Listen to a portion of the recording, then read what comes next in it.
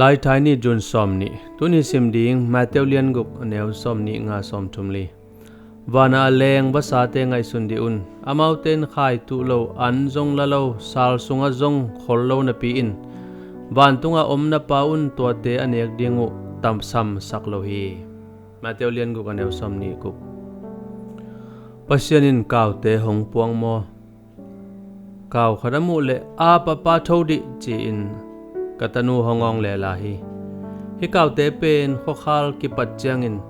Nebraska pan Colorado mual tung lama khokhal sim dingin honlen zelu hi kum simin hi kaute om hunding ka kiging denu hi tu kumbang suk sadia hi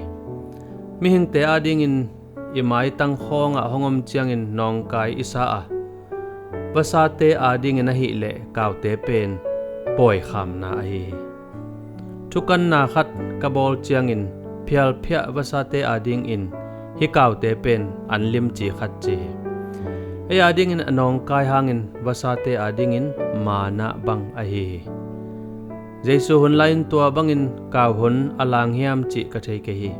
a hi zong in mol tung thuil na sunga pasianin wana aleng wasate ngai sundi un amaute in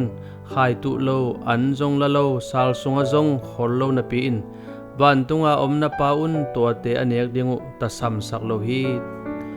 tua vasa te sangin no te man phajo tham pe khilo na yo hiam chi in vasa te an awang na christian again hi tu na hi le kaute to ki sai ka ngai sun na ki khel hi anong kai chi lam sangin pasyan in apian sang na te le ke hong sik na lim khatin ka mu thei tai pasyan in phial phia vasa te lim takin wa ka hi le nang le ke bangza in hong wak zoding hiam naten namuna pasyan sing na namukhang hiam to in nangjong pasyan sik sa na hi lam hong ko je phok sak hiam pao nong sing nong wang na nong lak den hi na pian sak sa na te hangin lungdaming